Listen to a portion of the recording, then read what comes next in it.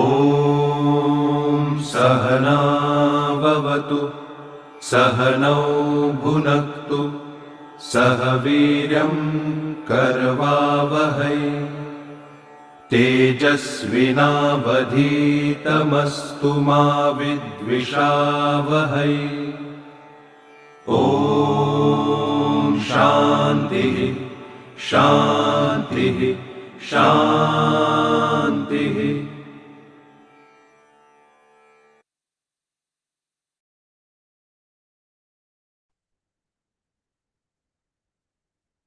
नमस्ते दोस्तों, आप सभी का हार्दिक स्वागत है united consciousness project self Indore management association Tapanchaure foundation की ओर से। दोस्तों, हम लोग उपनिषद सीरीज का अध्ययन कर रहे हैं। आज 34वां सेशन है। हम लोग कठोपनिषद पढ़ रहे हैं और आज हम तृतीय वल्ली का 10वें मंत्र से शुरू करेंगे। हमारा नाम डॉक्टर विक्रांत सिंह तोमर है। हम लोग चर्चा कर रहे हैं यम और नचिकेता के मध्य हुए उस संवाद की, और हम जानने का प्रयास कर रहे हैं कि उस संवाद से जो सदियों पहले इस धरती पे हुआ, हम लोग क्या सीख सकते हैं। यमराज क्या नगेट्स हमें बता रहे हैं जीवन के बारे में, वातावरण के बारे में और अपने लक्ष्य के बारे में। चलिए आगे बढ़ते हैं। कठोपनिषद द्वितीय वल्ली द्वितीय अध्याय की प्रथम वल्ली का श्लोक 10। इस श्लोक का अर्थ हम पढ़ते हैं आपके लिए। जो तत्व इस देह आदि में है वही अन्यत्र भी है, और जो अन्यत्र है वही इसमें है। यत एव इह तत् अमुत्र, यत्र अमुत्र तत् अन्वीह। जो मनुष्य इस तत्व में नाना तत्व को देखता है वह एक मृत्यु से दूसरी मृत्यु को प्राप्त होता है। मृत्योः स मृत्युम आपनोति यह इव नानेव पश्यति। जो इस एक तत्व में नाना तत्व को देखता है वह एक मृत्यु से दूसरी मृत्यु को प्राप्त होता है। हमारा बस चले तो यूनाइटेड नेशंस के लोगों के नीचे यही मंत्र लिखवा दिया जाए। चलिए इस मंत्र को समझने का प्रयास करते हैं। जो तत्व इस देह आदि में है वही अन्यत्र भी है, और जो अन्यत्र है वही इसमें भी है। चैट बॉक्स में लिख के बताएंगे यमराज क्या कहने का प्रयास कर रहे हैं। अब तो ये क्वालिफाइड बैच है, हम पर निर्भर नहीं करती। Let me know what did you understand from this line.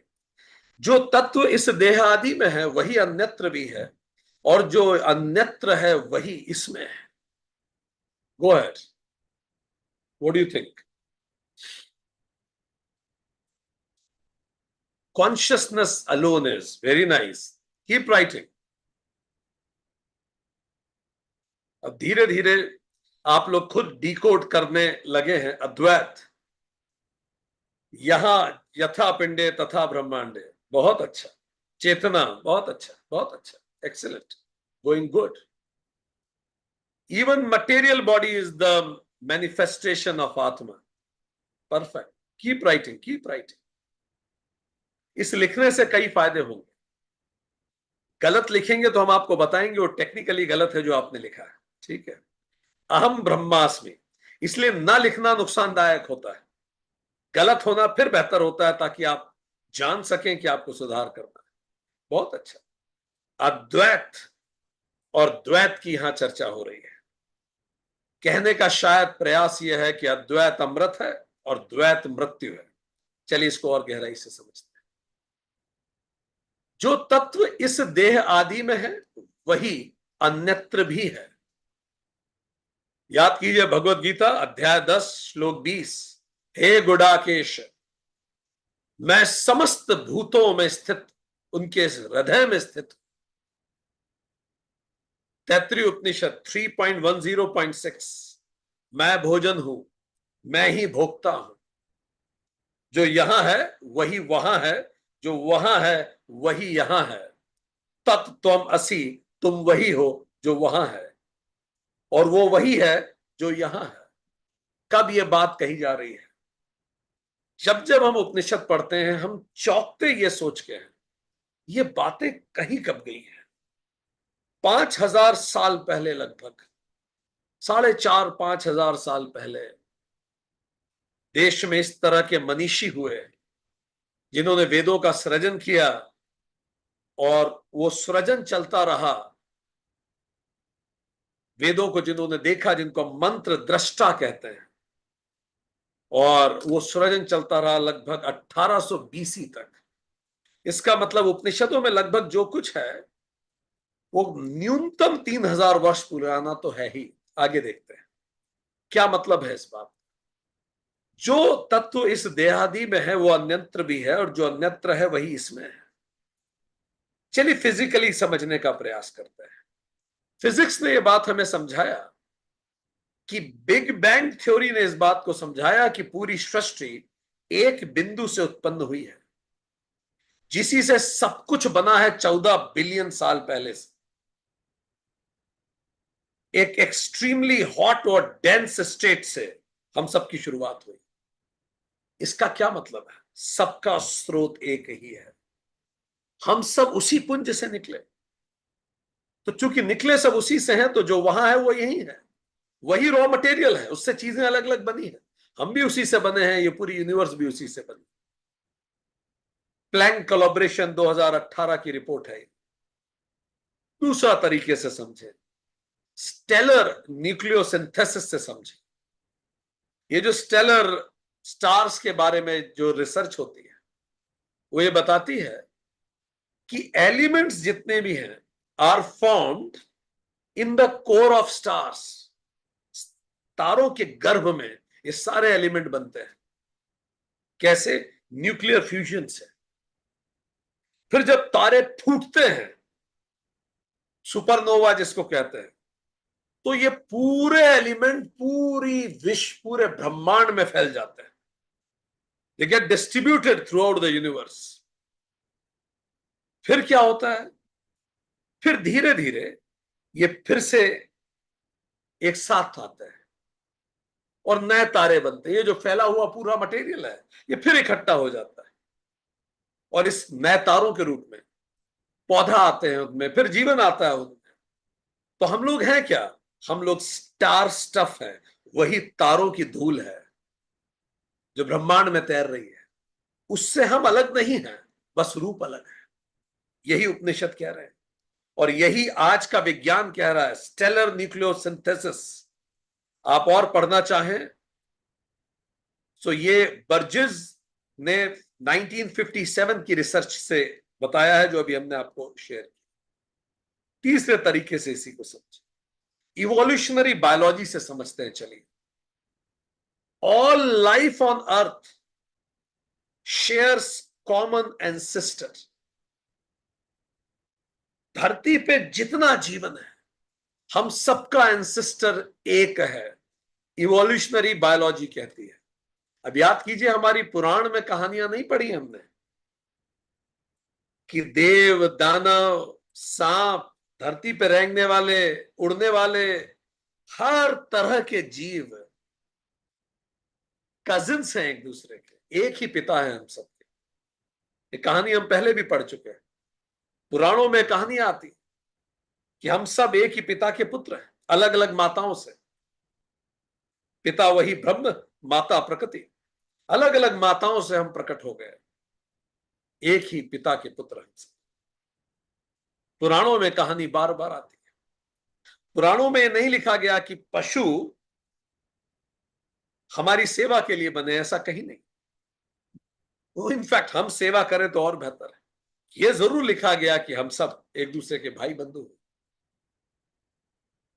So Darwin ने 1859 में ये रिसर्च करी और डार्विन ने कहा all life on earth shares common ancestors supported by genetic evidence. उसने कहा मैं जेनेटिक एविडेंस से ये बात प्रूव कर सकता हूं कि हम सबके पिता एक हैं, जो पुराणों में कहानियां हैं। ठीक, क्रिक ने 1968 में ये बात फिर से दोहराई, all living organism share the same basic DNA code. इसको कहा जाता है यूनिवर्सैलिटी ऑफ डीएनए कोड। हम सबका डीएनए कोड एक है।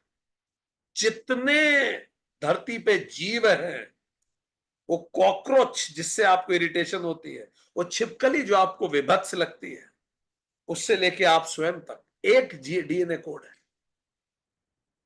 We have the same system. DNA code का क्या मतलब हुआ?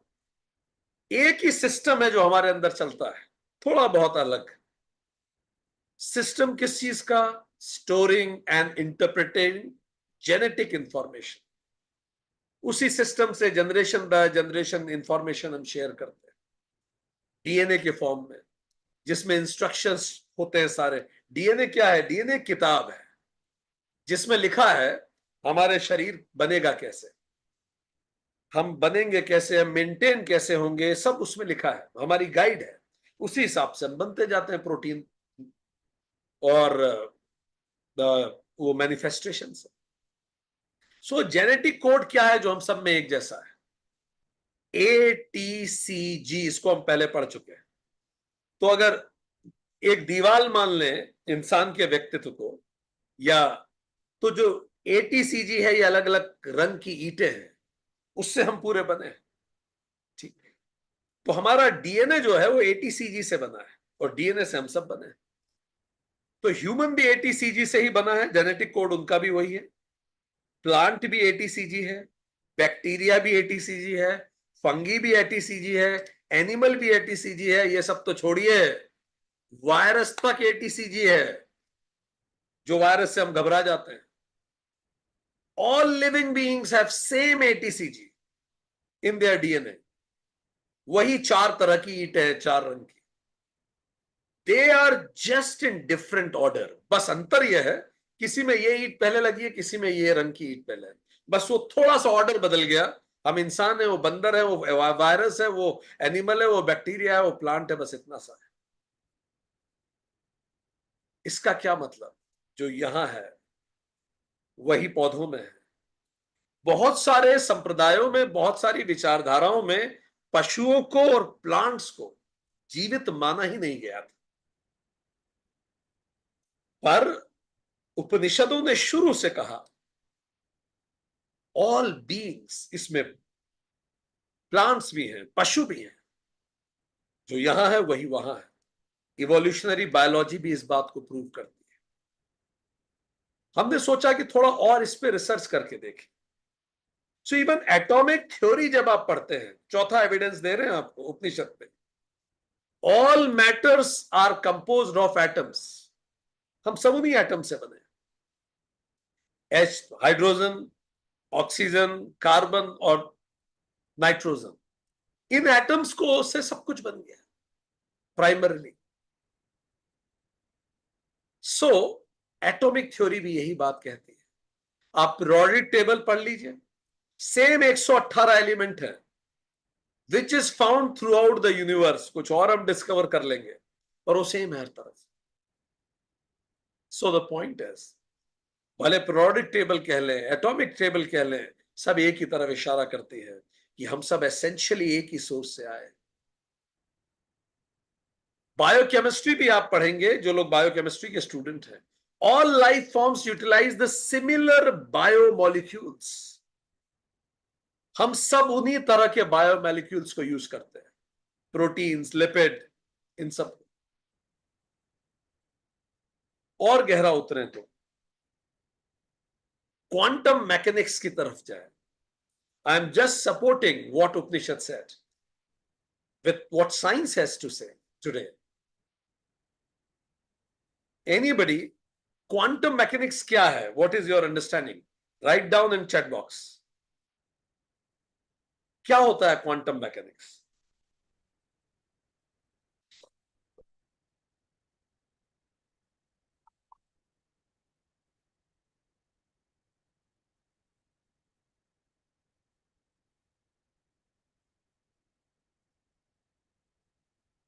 हमारी आवाज पहुंच रही है आप सबसे? अच्छा, ठीक है, आवाज पहुंच रही है, ठीक है। Everything is waves. Study of physics eight micro level, vibrations है वेव थ्योरी, वेव और एनर्जी। बहुत अच्छा। क्वांटम मैकेनिक्स एक ऐसी ब्रांच है फिजिक्स की जो बहुत स्मॉल पार्टिकल्स, इलेक्ट्रॉन्स, फोटॉन्स, बहुत छोटे छोटे पार्टिकल्स जो हैं, उनसे भी छोटे, उनके बिहेवियर को स्टडी करती है वो भी फिजिक्स। नॉर्मल फिजिक्स इसके बिहेवियर को स्टडी करती है, इसको छोड़ेंगे तो गिर जाएगा। क्वांटम फिजिक्स ये जिससे बना है, वो एलिमेंट्री लेवल पे जाके, वो जो बिल्कुल टाइनी पार्टिकल है जिससे बना है, इलेक्ट्रॉन से या जो भी, उसके बिहेवियर को स्टडी जो करता है उसको क्वांटम मैकेनिक्स कहते हैं। अब क्वांटम मैकेनिक्स ने भी जब पढ़ना चालू किया तो वो भी चौंक गया ये देखते हुए कि ये तो सॉलिड है, हम छू सकते हैं, ठीक। पार्टिकल, पार्टिकल का मतलब सॉलिड चीजें जो है, क्वांटम मैकेनिक्स में भी स्मॉल सॉलिड चीजों को पार्टिकल कहते हैं। तो ये पाया गया tiny particles can behave both like particles और वेव्स। यहां तो ये सॉलिड है, वेव जैसा नहीं है, देखिए छू सकते हो, सॉलिड है। पर जब आप इसके इलेक्ट्रॉन पे स्टडी करेंगे तो जो टाइनी पार्टिकल है वो कई बार सॉलिड होता है और कई बार वेव जैसा हो जाता है, स्प्रेड आउट एनर्जी जैसा, जैसे लहरें बहती है। तो ड्वेल नेचर है उसका। तो लोग चकित हो गए, इसका मतलब जो सॉलिड है वो सॉलिड नहीं है, वो कुछ भी हो सकता है, वो ड्वेल नेचर का है, वो सॉलिड भी हो सकता है, वो वेव भी हो सकता है, ठीक। और ये जो पार्टिकल है बिल्कुल छोटे लेवल पे, can be in different states at the same time. और मजे की बात यह है, वो एक ही समय दोनों भी हो सकता है, ठीक है ना, ये मजेदार। वो जो पार्टिकल है वो कभी पार्टिकल भी हो सकता है, वेव भी हो सकता है, सॉलिड भी हो सकता है, वेव भी हो सकता है, और वो दोनों एक साथ भी हो सकता है, ठीक, depending on how we observe them. अगर हम देखेंगे तो वो डिसाइड करता है उसे वेव बनना है या पार्टिकल बनना है। ये थोड़ा सा ऐसे समझे, एक डब्बे की कल्पना कीजिए, कोई डब्बा है, इमेजिन अ बॉक्स, ठीक है। अब ये जो बॉक्स है, इस बॉक्स को आप, इस बॉक्स के अंदर, you would like to think, इस बॉक्स के अंदर, जैसे एक बॉक्स है, इसके अंदर एक कॉइन है, ठीक है। इमेजिन एक बॉक्स कीजिए, उसके अंदर एक कॉइन है। अब वो जो कॉइन है, ये सुनने में आपको थोड़ा अजीब भले लगेगा, ये कॉइन एक साथ हेड और टेल दोनों होते हैं इसमें एट ए टाइम, ठीक है। It has both sides, head and tail. पर जैसे आप डब्बे में झांकते हो तो एक तरफ गिर पड़ता है, या तो हेड हो जाता है, टेल हो जाता है, ठीक है। The moment you see, then वो हेड या टेल हो जाएगा। But when you won't see, तो उसमें हेड टेल दोनों रहेंगे, वेव भी है, पार्टिकल भी हो जाएगा। जब आप देखेंगे तब वो बदलेगा, जब आप नहीं देखेंगे तो दोनों रह सकता है। इसका मतलब कायनात का जर्रा जर्रा कॉन्शियस है कि कोई उसे देख रहा है।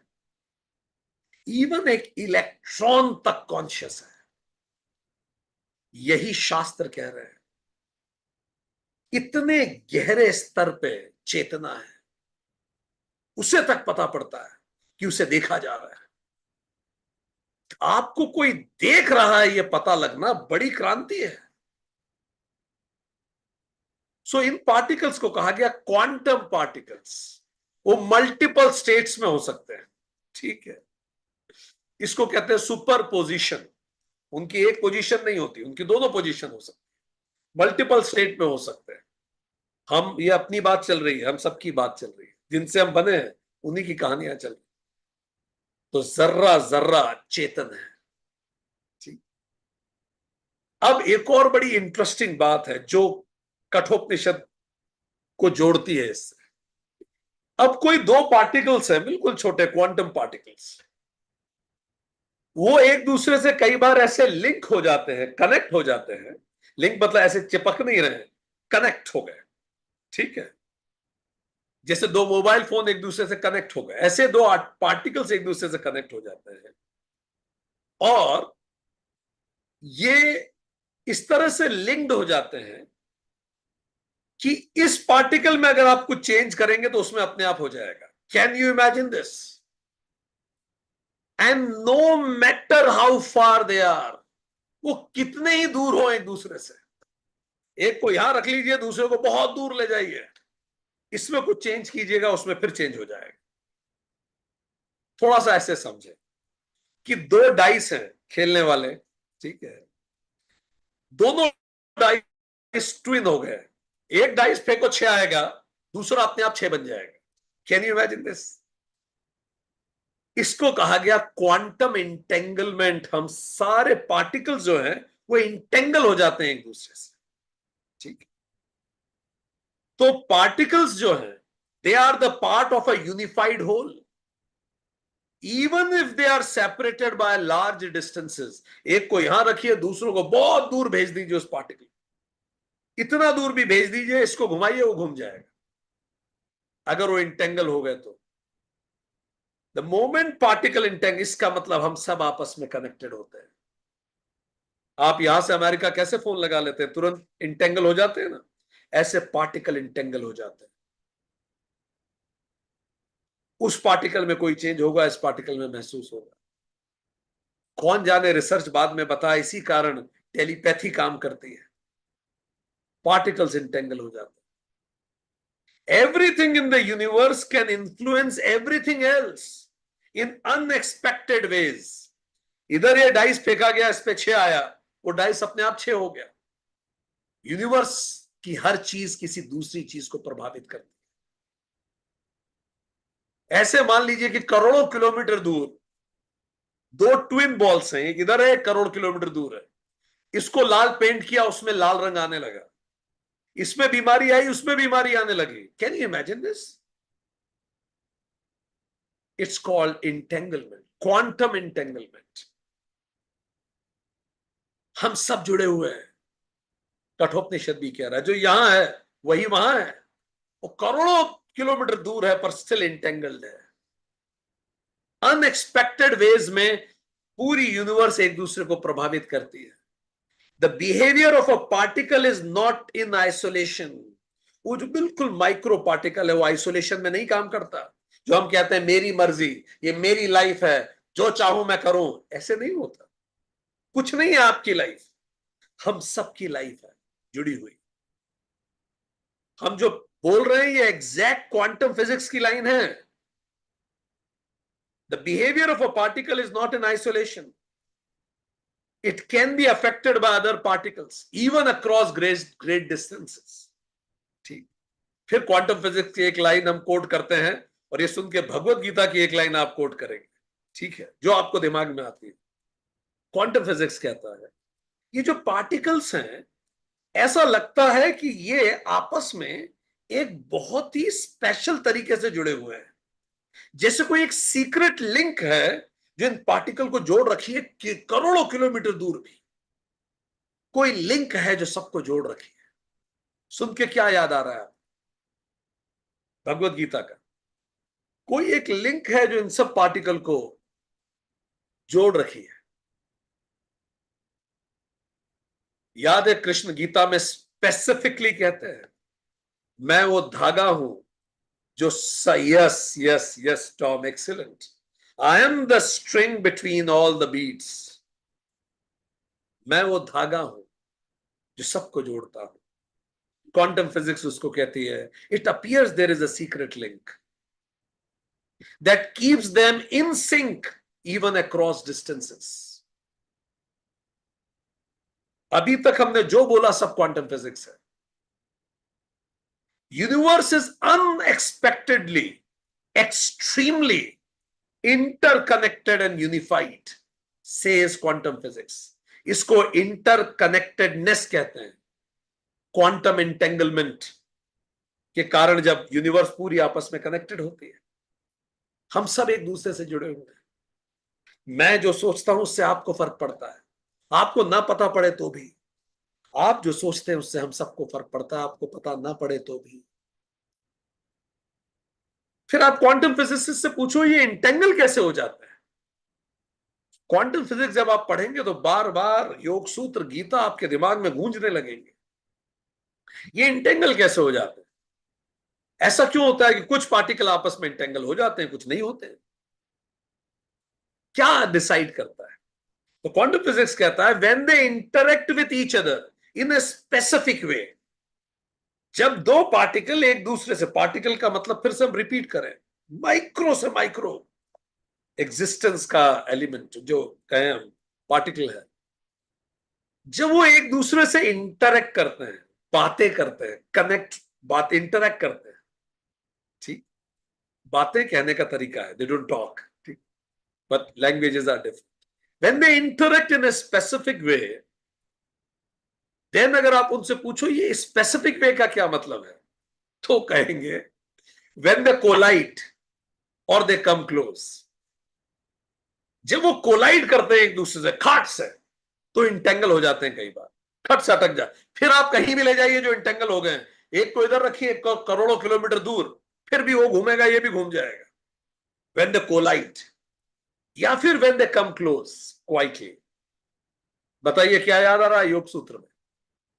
जब आप कोलाइड करते हैं या फिर जब आप क्लोज आते हैं तो इंटेंगल हो जाते हैं, पार्टिकल्स अटैच हो जाते हैं। इतना गहरा अटैचमेंट है। बताइए कैसे अटैच हो जाते हैं? कोलाइड मतलब क्या याद आ रहा है आपको?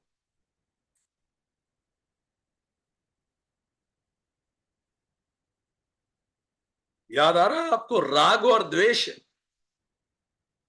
व्हेन पार्टिकल्स कोलाइड करते हैं, भिड़ जाते हैं, ठीक, तो इंटेंगल हो जाते हैं। द्वेष, व्हेन दे कम क्लोजर, राग, तो भी इंटेंगल हो जाते हैं। और इंटेंगल होते ही इनकी एनर्जी एक्सचेंज होना शुरू हो जाती है। इसीलिए हम हमेशा कहते हैं दुश्मनी भी बहुत सोच समझ के करो, आप उससे जिंदगी भर के लिए इंटेंगल हो जाओगे। लोग जिनसे जलते हैं, जिनमें जेलसी होती है, उससे आप इंटेंगल्ड हो, बहुत गहरा नाता है ये। प्रेम और द्वेष दोनों बड़े गहरे नाते हैं। उधर वो कुछ होगा और उधर आपका भी मूड घूमेगा। व्यक्ति का मूड उनके दुश्मनों के मूड पर निर्भर करने लगता है। इसलिए बहुत सोच समझ के बनाइए, नहीं तो आप भी क्वांटम इंटेंगलमेंट में जाने वाले हैं, ठीक। इससे एनर्जी एक्सचेंज होने लगती है, क्वांटम फिजिक्स कहता है। जब दो लोग कोलाइड और क्लोज होते हैं तो एनर्जी एक्सचेंज होती है। क्या प्रेम में नहीं होती, या क्रोध में नहीं होती, द्वेष में नहीं होती? फोर्स एक्सचेंज होते हैं, स्पिन एक्सचेंज होती है, पोजीशन एक्सचेंज होती है, मोमेंटम एक्सचेंज होता है। आप जिसको प्रेम करते हैं, खूब मेहनत कर रहा है, उसका मोमेंटम आप तक आ जाएगा। वो स्पिन कर रहा है, घबरा रहा है, आप घबराने लगे। ये क्वांटम फिजिक्स पढ़ा रहे हैं हम आपको, ठीक। इट्स जितने शब्द हमने बोले हैं ये सब क्वांटम फिजिक्स। सो एक्सचेंज हो जाता है मोमेंटम का, फोर्स का, स्पिनिंग का, क्वांटम इंटेंगल होता है। फिर when particles don't interact in a significant way, तब वो इंटेंगल नहीं होते। इंटेंगल जब आप बहुत सिग्निफिकेंट वे, राग द्वेष ना करें तो आप इंटेंगल नहीं होंगे, ठीक है। पर आपने राग द्वेष किया तो आप इंटेंगल हो जाएंगे। क्लियर है? सो दिस इज हाउ, किससे इंटेंगल होना है आपको, ये भी आपकी चॉइस होनी चाहिए। कई लोग सत्संग से इंटेंगल होते हैं, कई लोग अच्छे लोगों से इंटेंगल होते हैं। तो कहीं ये परेशान होते हैं, उधर वो मुस्कुराते हैं, ये मुस्कुराने लगते हैं, क्योंकि हम लोग क्वांटम इंटेंगल से जुड़े हुए हैं। आप किससे इंटेंगल होते हैं? किसको इतना महत्व देते हैं इंटेंगल होने के लिए? आपका क्वांटम इंटेंगलमेंट किस व्यक्ति से है? क्या जिस व्यक्ति से क्वांटम इंटेंगलमेंट आपका है वो आपको प्रसन्नता देता है, आपको डेवलप करता है, आपको आध्यात्मिक रूप से उच्च बनाता है? ठीक। और अगर बनाता है तो ये तो बहुत अच्छा इंटेंगलमेंट है। सीखिए, आगे बढ़िए।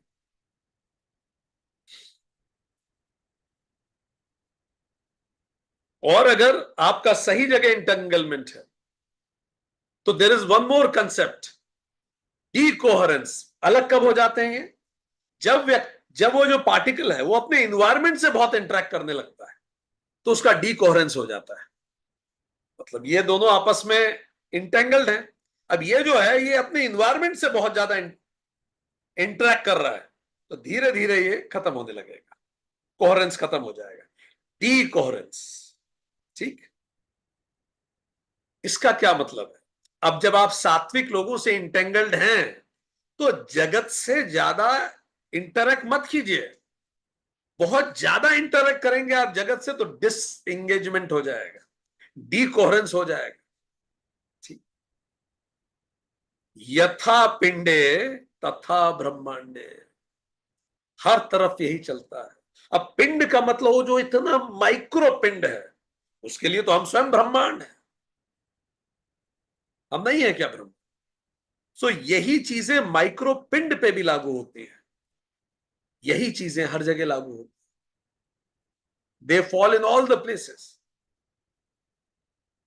वही मैथमेटिकल लॉज हैं जो यूनिवर्स को गवर्न करते हैं और जो हमें गवर्न करते हैं। ठीक।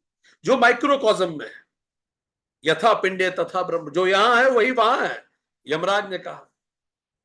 जैसे माइक्रोकॉज्म में क्या होता है, वी हैव माइक्रोकॉज्म, उसमें जो सेल होते हैं उसमें न्यूक्लियस होता है। ऐसे ही गैलेक्सीज होती हैं, उसमें भी तो सब घूम रहा है, जैसे सेल सेल में घूम रहे हैं सब चीजें। एटम जैसे घूमता है वैसे ऊपर सब कुछ घूम रहा है। बायोलॉजिकल सिस्टम में जैसे प्रोडक्शन इन सेल्स होता है, ऐसे ही एनर्जी डिस्ट्रीब्यूशन कॉस्मोस में होता है। चारों तरफ अगर आप देखेंगे तो आप पाएंगे कि इसी तरह से जो माइक्रो लेवल पे हो रहा है, एग्जैक्टली वैसा ही अलग फॉर्म में अलग लेवल पे मैक्रो लेवल पे भी हो रहा है। सो यथा पिंडे तथा ब्रह्मांडे, यमराज ने कहा जो यहां है वही वहां है, और जो वहां है वही यहां है। और आज के इस विज्ञान के युग में यमराज की बातें और प्रासंगिक महसूस होती, और इसी को भगवान कृष्ण ने भी कहा। अब इसके आगे वो क्या कहते हैं यमराज इसी मंत्र में, जो मनुष्य इस तत्व में नाना तत्व देखता है वह एक मृत्यु से दूसरी मृत्यु को प्राप्त हो जाता है। मृत्योः स मृत्युम आपनोति यह एव नानेव पश्यति। जो व्यक्ति इस तत्व में नाना तत्व को देखता है, इसका क्या मतलब है? जो व्यक्ति डिवीजन को देखता है वो डेथ को प्राप्त होता है। Division leads to death and disaster. Division से डिजास्टर होता है। और जो एक तत्व को देखता है, यमराज कह रहे हैं, वो शांत रह पाता है, वो अमृत की तरफ जाता है। द्वैत मतलब डिवीजन, दो हैं। जितना आप डिवीजन देखेंगे, जब दो होंगे तो कंपैरिजन होगा, कंपटीशन होगा, करप्शन होगा, आगे बढ़ने के लिए कैजुअलिटी होगी, एक दूसरे को आप हार्म कराएंगे, पहुंचाएंगे आप। बाइबल की कहानी यहीं से तो शुरू होती है। बाइबल की एक पिता माता के दो संतान है, एक बच्चा दूसरे बच्चे से जेलस फील करने लगा। जब वो जेलस फील करने लगा तो एक बच्चे ने दूसरे बच्चे की हत्या कर दी। अब जब हत्या हो गई, क्राइम हो गया, ऐसी शुरुआत हुई। शुरुआत क्यों हुई? द्वैत से हुई। यहीं से बाइबल शुरू होती है, पहली कहानी ही बाइबल की है। हम टॉलरेट नहीं करते हैं एक दूसरे को। इसीलिए यमराज कह रहे हैं, जो इस तत्व में नाना तत्व देखता है फिर वो गलत रास्ते पे चला जाता है। अगर आपने यूनाइटेड कॉन्शियसनेस का लोगो देखा हो तो उसमें 14 पंखुड़ियां हैं। वो जो 14 पंखुड़ियां हैं वो 14 लिमिटेड आइडेंटिटीज को रिप्रेजेंट करती है। वो जो नाना तत्व को रिप्रेजेंट करती है, caste, creed, race, gender, nationality, religion, status, wealth, species, इतनी सारी अलग अलग, सेक्स ओरिएंटेशन, ये जो डिवीजन को देखेगा। और यूनाइटेड कॉन्शियसनेस का जो कमल है वो बता रहा है कि इन सब के बीच में, अगर आप बिल्कुल बीच में उस कमल में देखें तो उसमें प्रकाश है, लाइट है, वाइटनेस है, एक तत्व की बात वो करता है। वो सारी पंखुड़ियां नीचे जाके एक हो रही। वो ये बता रहा है लोगों कि ये जितना अंतर आपको दिख रहा है ये ऊपर है, सुपरफिशियल है। अगर आप नीचे जाएंगे तो सब एक ही सोर्स से शुरू हुआ। यही विज्ञान, क्वांटम फिजिक्स सब यही बताता है। इसीलिए कुछ ही लोग देख पाते हैं सब में एक, बाकी सब अनेकत्व को देखते हैं। और जो अनेकत्व को देखते हैं, नाना प्रकार को देखते हैं, वो मृत्यु को प्राप्त होते हैं। ठीक। फिर यमराज आगे बता रहे मंत्र 11 में ये कैसे देखें। फिर अभी हमने फिलॉसफिकली नहीं, हमने वैज्ञानिक रूप से जाना कि हम सबका सोर्स एक है। ये बिल्कुल वैसा है, आपके दो बच्चे हैं, उन बच्चों को आज आप इतना प्रेम करते हैं और वो बच्चे इतने खुश हैं एक दूसरे के साथ। कुछ समय बाद ये बच्चे आपस में लड़ने लगेंगे, उनके बच्चे आपस में बात नहीं करेंगे, उनके बच्चे और उनके बच्चे के उनके बच्चे एक दूसरे के प्राण लेने को तुल जाएंगे। यही तो इस धरती के साथ हो रहा है। बस अंतर है कितनी जनरेशन के बाद एक दूसरे के प्राण लेने पे तुल जाएंगे। पर माता पिता तो एक ही थे, डिवाइड होते चला गया परिवार। क्यों? क्योंकि हमने डिवीजन देखा। तो क्या करें फिर? लॉजिकली तो अभी विज्ञान ने इस बात को प्रूव कर दिया है कि सोर्स एक है, कॉमन डिसेंट है। फिर भी लॉजिकली समझता हूं, पर फिर भी नहीं जीता हूं उसको। ऐसा क्यों? तो यमराज कह रहे हैं 11वें मंत्र में, मनसा एव ही इदम आप्तव्यम। मन के द्वारा ही यह तत्व प्राप्त करने योग्य है। ये फैक्ट का विषय नहीं है, फील का विषय है। आपको गहरा उतरना पड़ेगा, तीक्ष्ण विवेक से देखना पड़ेगा, मेडिटेट करके उसे महसूस करना पड़ेगा। यमराज आगे कह रहे हैं, I am reading the Mantra 11, what Yamraj exactly said. मन के द्वारा ही यह तत्व प्राप्त करने योग्य है। इसमें अनेकत्व कुछ भी नहीं है। न इह नाना अस्ति किंचन, नाना प्रकार नहीं है, अनेकत्व कुछ भी नहीं है। जो पुरुष इसमें नाना तत्व देखता है वह मृत्यु से मृत्यु की ओर जाता है। 2 बार ये बात रिपीट की उन्होंने। नाना तत्व नहीं है, पर जो नाना तत्वों को देखता है, मृत्योः स मृत्युम गच्छति यह इव नानेव पश्यति। पहले भी कहा था, मृत्योः स मृत्युम आपनोति यह इव नानेव पश्यति। बार बार यमराज कह रहे हैं, जिसने भी द्वैत देखा, डिवीजन की बात की, वो डेथ को कॉल करेगा। बस समय की बात है।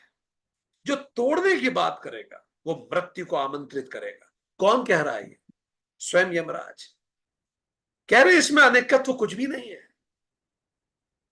पर यह बात मन से समझे जाने वाली है।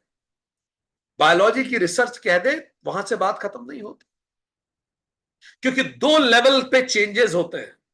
एक तो कागज पे साइन कर दीजिए, स्ट्रोक ऑफ पेन, इजी है। लॉर्ड विलियम बेंटिक ने साइन किया, सती प्रथा समाप्त, खत्म हो गई। क्या सती प्रथा? ऐसे थोड़ी समाप्त होती। बिहेवियरल चेंज इंपॉर्टेंट है। तो चेंज केवल कागज के टुकड़े पे नहीं होता, व्यवहार में चेंज होना चाहिए, समाज में वो परिवर्तन दिखना चाहिए। वो मुश्किल होता है क्योंकि उसे मन से मानना जरूरी है कि सब समान है, सब बराबर है, सती प्रथा खत्म करने से, छुआछूत खत्म करने से बात थोड़ी हो जाएगी खत्म। कानून बना देने से भी बात नहीं हो जाएगी। जाति प्रथा इस तरह से गंदी कुरीति की तरह इस देश की रग रग में बसी है कि बड़ा मुश्किल हो जाता है। और ये तोड़ती है देश को। अगर आप विराट रूप में देखें, छोटे रूप में ये आपको फायदा पहुंचा सकते, पर बड़े रूप में आप देखेंगे तो समग्र रूप से ये देश को तोड़ देगी, दुनिया को तोड़ देगी। तो स्ट्रोक ऑफ पेन नहीं, बिहेवियरल चेंज से चेंज होना चाहिए। यमराज कह रहे हैं मन से समझने वाली बात। यूनेस्को जो है, यूएन का जो विंग है, उसकी प्रस्तावना की एक लाइन आपको पढ़ के सुनाते हैं, आपको यमराज की याद आएगी। चूंकि युद्ध मानव मस्तिष्क में शुरू होता है, इसीलिए शांति रक्षा के उपकरण भी मानव मन में ही निर्माण करने होंगे। युद्ध कहां शुरू होता है? सबसे पहले तो शांति कहां शुरू होगी? सेजू यूनेस्को, मन से प्रारंभ होगा। ठीक। रामकृष्ण परमहंस कहते हैं ज्ञान एकात्मा दर्शाता है और अज्ञान विविधता दर्शाता है। जितना अज्ञान होगा विविधता होती जाए। चलिए, विविधता में diversity is perfectly fine, division is wrong. Diversity तो बहुत अच्छी है, पर जब आप उसमें यूनिटी भी देख सकते हैं तो डाइवर्सिटी सुंदर है। एक सूफी बड़ी सुंदर कहानी है। तो जश्न मनाया जा रहा था एक शहर में, बहुत बड़ा जश्न था। तो सूफी कहानी या इसी तरह प्राचीन ग्रंथों में पढ़ने में आई, सूफीज्म की ना भी हो शायद, पर कहानी बड़ी महत्वपूर्ण है। तो जश्न हो रहा था, एक व्यक्ति आया वहां बाहर से, दूसरे शहर से।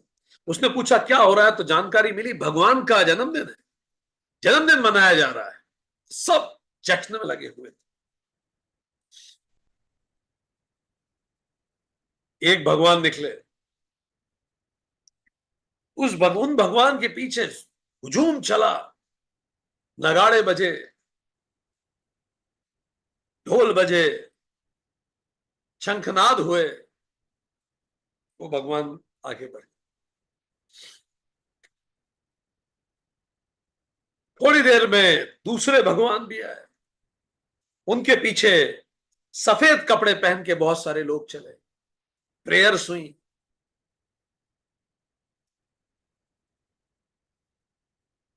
बहुत सारे सॉन्ग्स गाए गए, स्तुतियां हुई, वो भगवान भी आगे बढ़े। उसके बाद एक और भगवान आए, उनके पीछे हरे कपड़े पहन के लोग चल रहे थे। वहां भी अजानें दी गई, वहां भी नमाजें पढ़ी गई, तो वो आगे चल दिए। फिर एक और भगवान आए, उनके पीछे कृपाण था,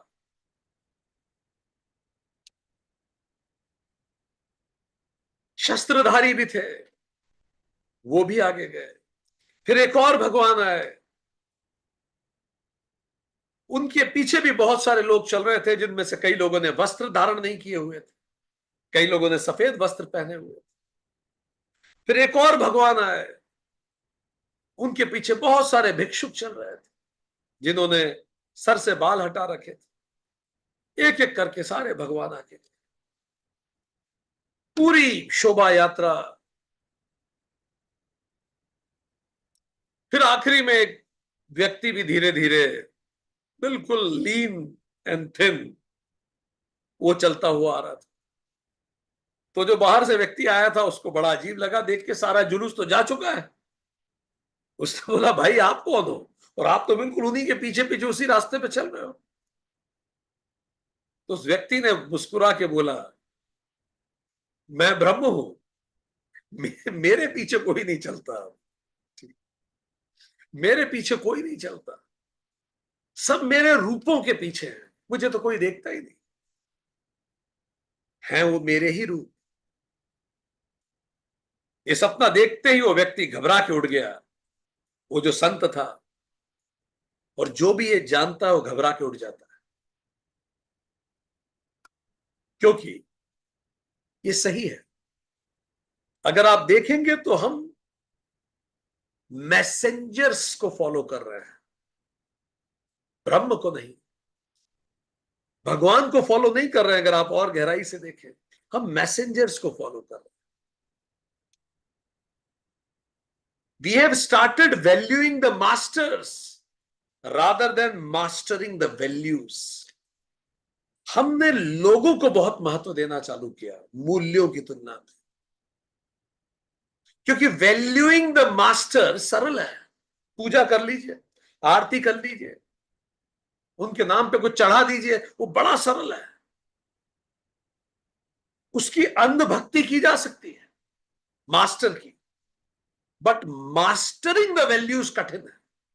राम जैसा जीना होगा, कृष्ण जैसा जीना होगा, वो बहुत कठिन है।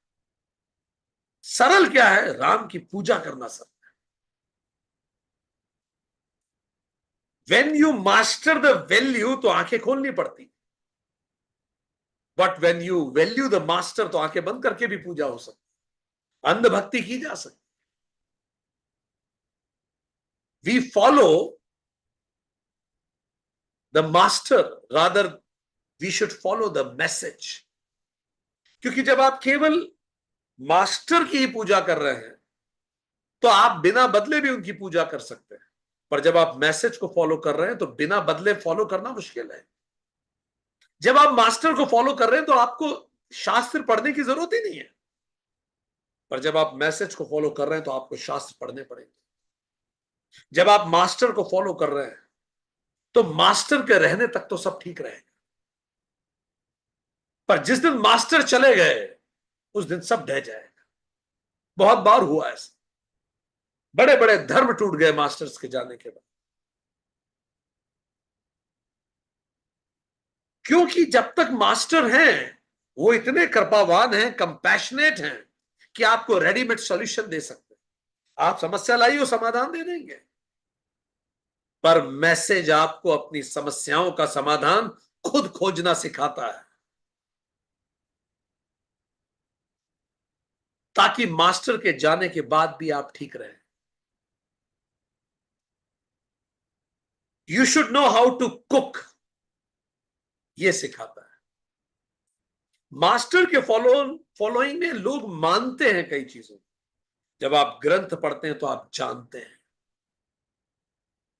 इसलिए कई बार मास्टर के जाने के बाद द्वैत का खतरा हो सकता है, क्योंकि मास्टर की बात ना सुनी जाए। यही किया महान गुरुओं ने। उन्होंने ग्रंथ पढ़ा है, सीधे आप ग्रंथ पढ़िए, आप जानिए इस देश में सर्वश्रेष्ठ क्या प्रकट हुआ। अपनी समस्याओं का आप स्वयं समाधान ढूंढने लगे। सही गुरु समाधान नहीं देता, आपको तैयार करता है कि आप स्वयं उन समाधानों को ढूंढ लें। जब आप स्वयं अपने समाधान ढूंढ लेते हैं, गुरु का काम समाप्त हो गया। यही केरल में, अभी हम केरल थे कल, नारायण गुरु ने किया वहां केरल में। उन्होंने स्क्रिप्चर पढ़ा है। वो lower so called lower caste से आते थे, उन्होंने स्क्रिप्चर पढ़ा है।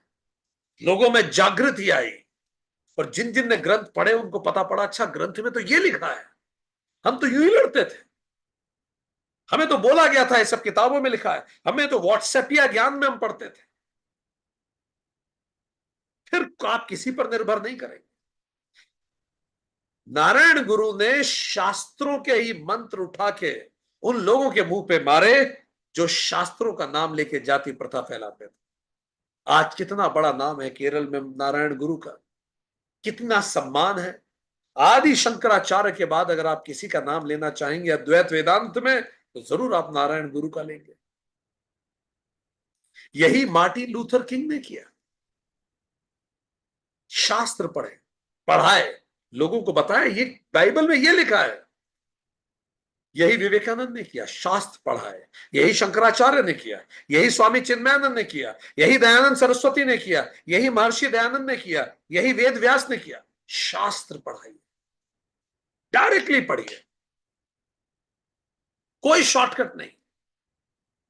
यही आपको अपने बच्चों के साथ करना है। समाधान मत दीजिए, उन्हें तैयार कीजिए। स्वयं समाधान ढूंढने से आत्मबल बढ़ता है, देखने का नजरिया बढ़ता है। भगवान कृष्ण कहते हैं भगवत गीता में, इस धरती पे 3 तरह के लोग हैं, 3 तरह के ज्ञान है लोगों के दिमाग में। सुनिए कितनी सुंदर बात उन्होंने कही है। सात्विक ज्ञान किसका है? कैसे आप जानेंगे कि जो मैंने पढ़ा है, जो मैंने जाना है, वो सात्विक है कि नहीं? मंत्र भगवत गीता अध्याय 18 श्लोक 20 याद कीजिए। सुनिए सात्विक ज्ञान की परिभाषा। आप किसी भी स्कूल से जा रहे हैं, किसी भी कॉलेज, किसी भी यूनिवर्सिटी, कहीं भी आप पढ़ रहे हैं, ये वो बता रहे हैं कि क्या ज्ञान सात्विक है जो आप सीख रहे हैं। सुनिए सात्विक ज्ञान की परिभाषा। Says you Krishna himself, I am quoting directly शास्त्रों से, वह जिससे कभी भी वह न होने वाली सत्ता सभी वस्तुओं में दिखती है। वो ज्ञान जिससे कभी खत्म ना होने वाली सत्ता, शक्ति सभी वस्तुओं में दिखती है। जब आप सभी वस्तुओं में उसी एक सत्ता को देखते हैं जो कभी खत्म नहीं होती, जो अमृत है। आगे सुनिए, व्यक्त रूप में विभक्त दिखने वाली वस्तुएं अविभक्त दिखने लगती हैं, डिवीजन, यूनिफिकेशन के रूप में दिखने लगती है। उस ज्ञान को सात्विक ज्ञान कहते हैं। कितना सुंदर परिभाषा है। आप किसी स्कूल, कॉलेज, यूनिवर्सिटी से पढ़ के निकले, क्या इससे आपको सभी में वो कभी ना समाप्त होने वाली सत्ता दिखती है? और क्या आपको डाइवर्सिटी में यूनिटी दिखती है? अगर हां, तो आपका ज्ञान सात्विक है। आप बैठे हैं अपने घर में, 10 लोग 10 तरह की बातें कर रहे हैं, क्या आप कॉमन फैक्टर आइडेंटिफाई करके रास्ता निकाल सकते हैं? तो आपका ज्ञान सात्विक है। 10 लोग अलग अलग संप्रदाय की बात कर रहे हैं, क्या उनके बीच के कॉमन फैक्टर जो सब सहमत हो वो निकाल के उस पर विचार कर सकते हैं? तो आपका ज्ञान सात्विक। फिर राजसिक ज्ञान क्या है? आप किसी भी कॉलेज, यूनिवर्सिटी से पढ़े हो, राजसिक ज्ञान कृष्ण बताते हैं 18.21, वह जिसमें सब पदार्थों में विविध प्रकार की परस्पर भिन्न वस्तुएं दिखती हैं, उस ज्ञान को राजसिक ज्ञान। अगर आपको डिवीजन दिख रहा है तो आपका ज्ञान कौन सा है? राजसिक है, सात्विक ज्ञान नहीं है आपका। अगर आप डिविसिव भाषा का यूज करते, सेज हु कृष्ण हिमसेल्फ 18.21। फिर तामसिक ज्ञान किनके पास है? आप देखिए, हमने विश्वविद्यालयों में जो हम पढ़ाते हैं, ये सच है कि हर साइंस को अलग से पढ़ाया जा सकता है, पर अब इंटीग्रेटेड स्टडीज की शुरुआत हुई, क्रॉस फंक्शनल स्टडीज, जहां सारी स्टडीज मिलती हैं, वो पढ़िए। शुरुआत हो चुकी है कई विश्वविद्यालयों में, पर कृष्ण कब से कह रहे हैं आगे बढ़े। तामसिक ज्ञान क्या है? वह ज्ञान जो एक ही परिणाम तक इस प्रकार संकुचित है। सुनते जाइए, क्या सुंदर बात है। वह ज्ञान जो एक ही परिणाम तक इस प्रकार संकुचित है कि मानो वही सर्वस्व हो। पहली फीचर, बस मैं सही, ये तामसिक ज्ञान है। आगे आगे कृष्ण कह रहे हैं, जिसको बुद्धि का आधार नहीं, जो लॉजिकल बात नहीं करते, तर्क एंटरटेन नहीं करते, कोई तार्किक प्रश्न पूछ ले उससे तो वो गुस्सा हो जाएगा, अरे आपने ईश निंदा कर दी, हमारे भगवान की बेइज्जती कर दी। रियली? भगवान की बेइज्जती हो सकती है? अगर तर्क है तो उत्तर दीजिए, तर्क को तर्क से काटिए, क्रोध से नहीं। सत्य की भूमि नहीं, कृष्ण आगे कह रहे हैं, जो फैक्चुअली भी सही ना हो, लॉजिकली भी गलत हो, फैक्चुअली भी सही ना हो, उसे तामसिक ज्ञान कहते हैं। ठीक, व्हाट्सएप पे आ गया, मैंने पढ़ लिया गीता में ऐसा लिखा है, बस अब मैंने मान लिया, ना मैंने उसका रेफरेंस चेक किया। हम क्यों बोलते रहते हैं 18.22, ये हमें मजा नहीं आता बोलने में। ताकि आप लोग भी आगे पढ़ना चाहें तो आप खोलिए किताब, पढ़िए, लिखा है उसमें। हम मन से नहीं कह रहे, हम तो पोस्टमैन है, हम तो डाकिए हैं।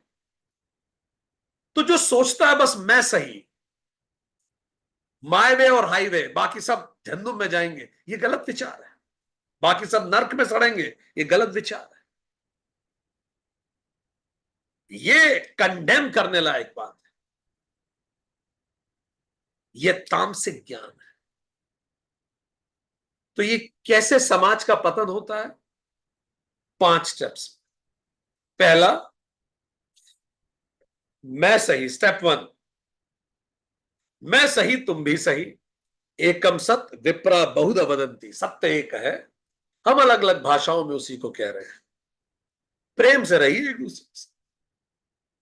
फिर होती है स्टेप 2, मैं सही तुम्हारा पता नहीं, I don't know, no opinion about you, still you can remain happiness, happily रह सकते हैं आप। मैं सही तुम्हारा पता नहीं, I can lead with happiness with others. फिर आती है स्टेज 3, मैं सही, अब यहां से मुश्किलें शुरू होती, मैं सही तुम गलत, यहां से अनरेस्ट शुरू होता है।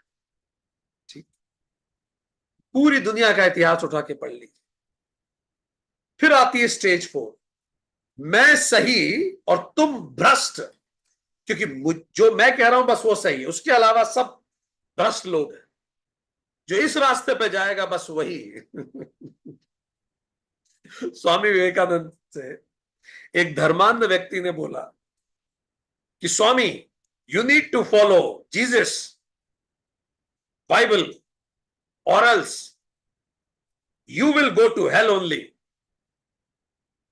स्वामी जी गंभीर हो गए उसकी बात सुन। स्वामी जी ने पूछा, and where will you go, आप कहां जाओगे? तो उसने मुस्कुरा के बोला, I will certainly go to heaven. तो फिर स्वामी जी ने विनम्रता से बोला, अगर आप हेवन जाने वाले हैं और आपके ही जैसे लोग मुझे हेवन में मिलने वाले हैं तो हेल ही मेरे लिए ठीक है। ठीक, ऐसी धर्मांधता नहीं चल सकती कि बस ये रास्ता, बाकी सब भ्रष्ट, जहन्नुम में जाएंगे, ये गलत। कॉन्फ्लिक्ट होगा, मैं सही तुम भ्रष्ट।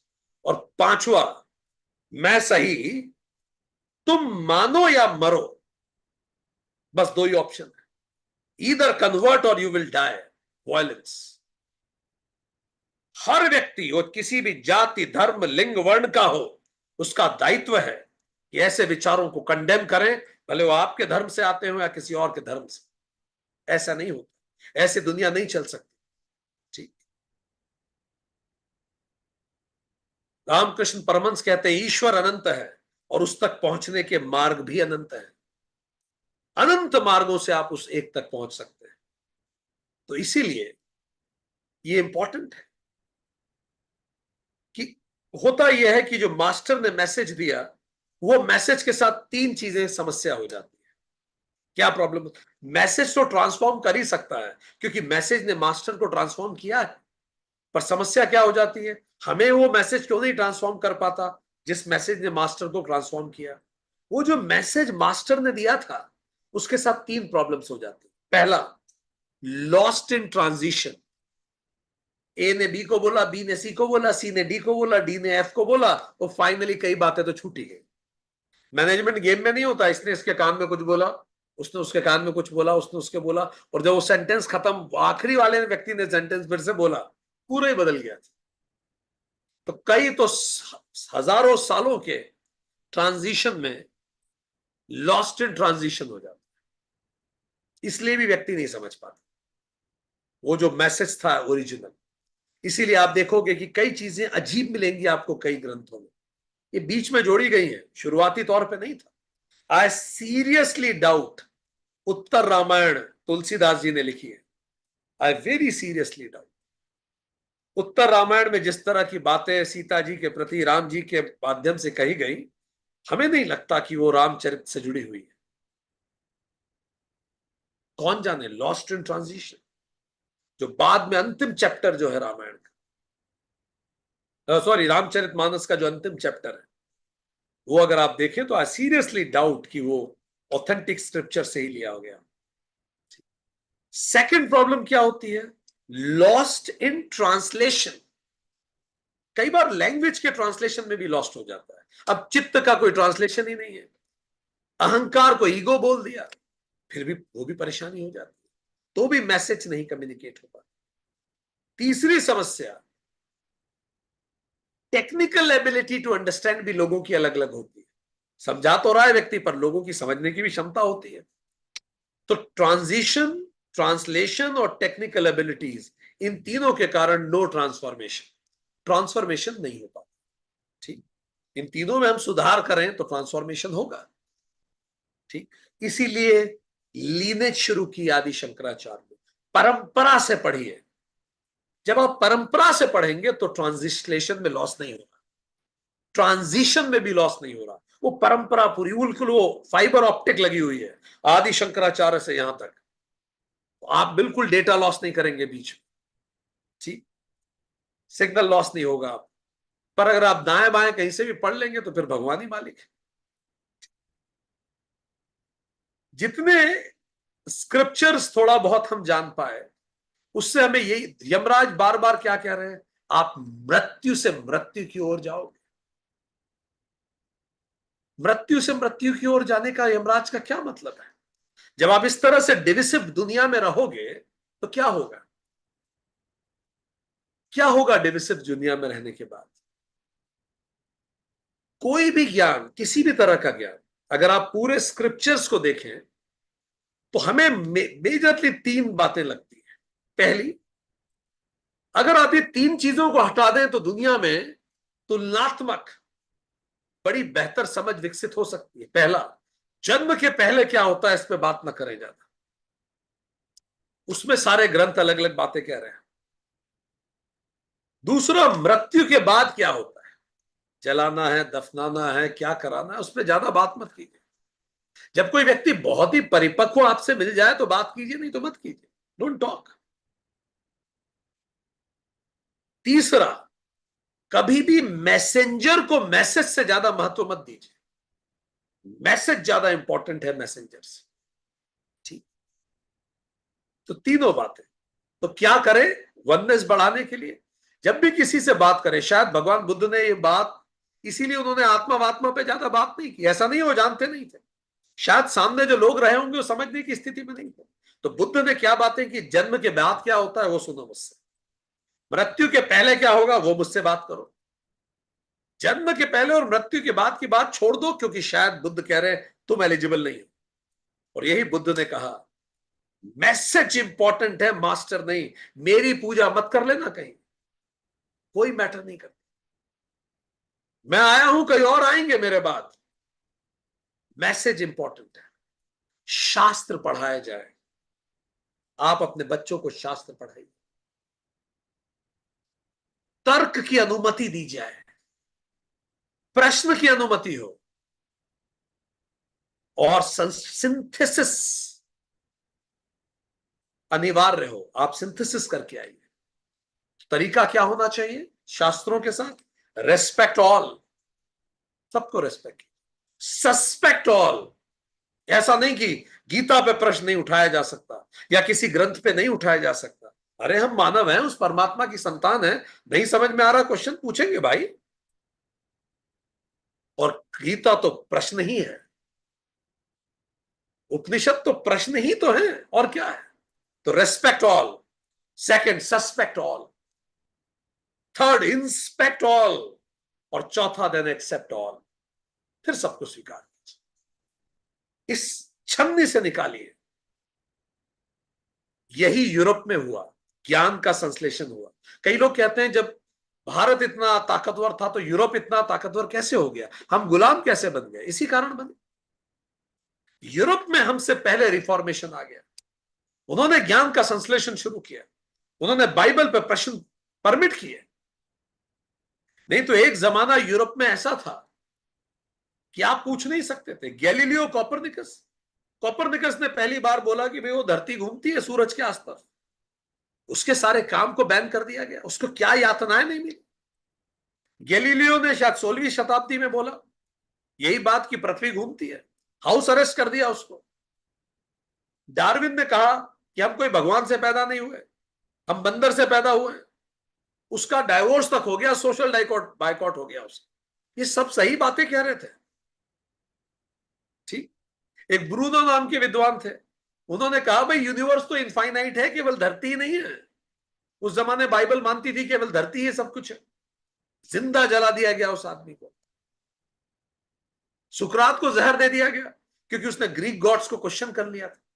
स्पिनोजा, ऐसा विद्वान जो आइंस्टाइन का रोल मॉडल था, उसने इतना कह दिया कि भाई गॉड तो नेचर में है, प्रकृति के जर्रे जर्रे में खुदा है, उसका बायकॉट कर दिया। मंसूर ने कहा खुदा मुझ में है, मैं खुदा हूं, उसके टुकड़े टुकड़े कर दिए।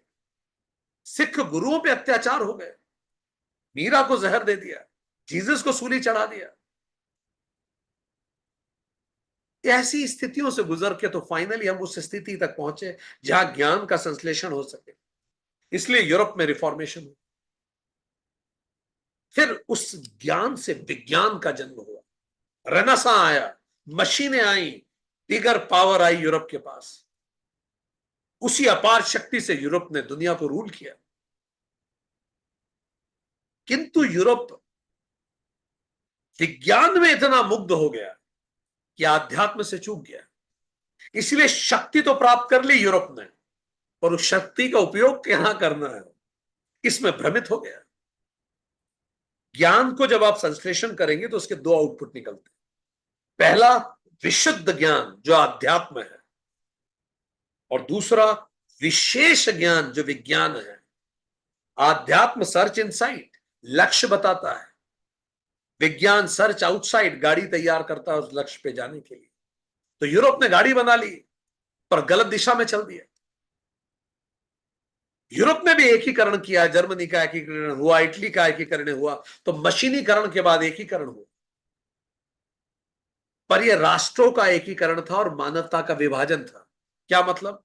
जर्मन ग्रेट है, बाकी सब खराब है। इटालियन महान है, बाकी सब यूजलेस है, ऐसे थोड़ी हो। अंततः क्या हुआ? दो वर्ल्ड वॉर हुए, मिलियंस ऑफ लोग मारे गए। यमराज क्या कह रहे हैं? मृत्यु से मृत्यु की ओर आप जाएंगे।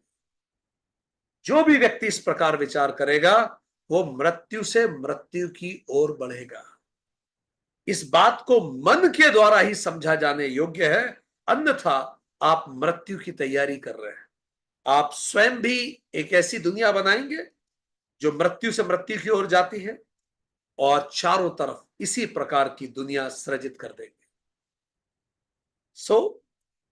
एक ऐसी दुनिया मिलके हम बनाए दोस्तों, जिस दुनिया की यमराज बात कर रहे हैं। यमराज ने इतनी सुंदर बात से इस सेशन की शुरुआत में यमराज ने कहा, जो तत्व इस देह आदि में है वही अन्यत्र भी है, जो अन्यत्र है वही इसमें भी है। बड़े लॉजिकली वो समझा रहे हैं। पर ये सब फैक्ट के बाद भी जो मनुष्य एक तत्व में नाना तत्व देखता है, डिवीजन देखता है, डाइवर्सिटी इज गुड, पर डिवीजन देखता है, वो मृत्यु से दूसरी मृत्यु की ओर जाता है। वो अज्ञानी है, बार बार जन्म लेगा और दुनिया को त्रास देगा।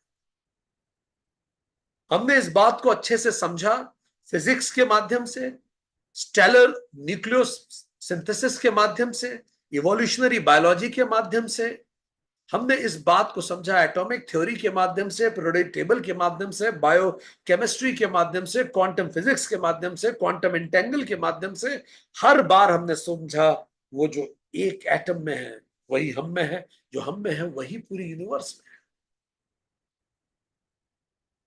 इसीलिए फिर यमराज ने आगे कहा, इस बात को समझने के लिए यह मन द्वारा ही तत्व प्राप्त करने योग्य है। यह मन ही द्वारा इसको समझने योग्य है कि इसमें अनेकत्व कुछ भी नहीं है। ना ही नाना अस्ति किंचन। जो पुरुष इसमें नातना तत्व देखता है वो मृत्यु से मृत्यु की ओर ही जाता है। मृत्यु हो स मृत्युम गच्छति, वो मृत्यु से मृत्यु की ओर ही जाएगा। तो मृत्यु से मृत्यु की ओर किस प्रकार जाता है? हमने देखा कि जब जब हम मैसेज को कम महत्व देते हैं और मास्टर को ज्यादा महत्व देते हैं, जब जब हम जन्म से पहले और मृत्यु की बात पर ज्यादा फोकस देने लगते हैं, दुनिया गलत दिशा में जाने लगती है। इसीलिए बहुत इंपॉर्टेंट है, हमें मास्टर करनी चाहिए वो वैल्यूज। इस तरह की बुद्धि जो सब में एक को देख पाती है, सबको समान देख पाती है, वही सात्विक बुद्धि है। जो विभक्त देखती है वो सात्विक बुद्धि नहीं है। जो अविभक्त में भी विभक्त देखे वो सात्विक है। जो अलग अलग दिखाए वो राजसिक है। और जो संकुचित हो, जिसका कोई तर्क ना हो, जो सत्य ना हो, वो तामसिक बुद्धि है। और हम में से हर व्यक्ति को यह प्रयास करना चाहिए कि हम स्क्रिप्चर्स पढ़ें, ताकि हम रेडीमेड सॉल्यूशन ना ढूंढें। हम गुरु के माध्यम से समाधान ढूंढने की जगह वो शास्त्र हमें समाधान दे। और यही गुरु का भी कर्तव्य होता है, आपको अपने समाधान ढूंढने के लिए प्रेरित करना। पर इसका तात्पर्य यह नहीं कि आप गुरु से प्रश्न ना पूछें। आप प्रश्न पूछें और छोड़ दें, वो आपके अंदर भी गूंजेगा, गुरु के अंदर भी गूंजेगा। एक पल अचानक आपको उसका उत्तर मिलेगा। Suddenly you will get it. Respect all, suspect all, inspect all, और जो जो स्वीकार्य हो एक्सेप्ट ऑल। एक ऐसी दुनिया बनाए जहां हम एक दूसरे के साथ प्रेम से रहते हैं। मैं सही तुम भी सही, या कम से कम मैं सही और तुम्हारा पता नहीं, तो हम प्रेम और प्रसन्नता से रह सकते हैं। और अगर कोई ऐसी भाषा का प्रयोग करता है, मैं सही और तुम मानो या मरो, मानो या मरो, हम सबका ये मानवता का दायित्व है, उसको कंडेम करें। क्योंकि ईश्वर अनंत है, उस तक पहुंचने के मार्ग भी अनंत है। भले दर्शन अलग हो, पद्धति अलग हो, रास्ता अलग हो, मसीहा अलग हो, पर भगवान तो हम सबका एक है। हम सब में वही ब्रह्म विराजा है। धन्यवाद।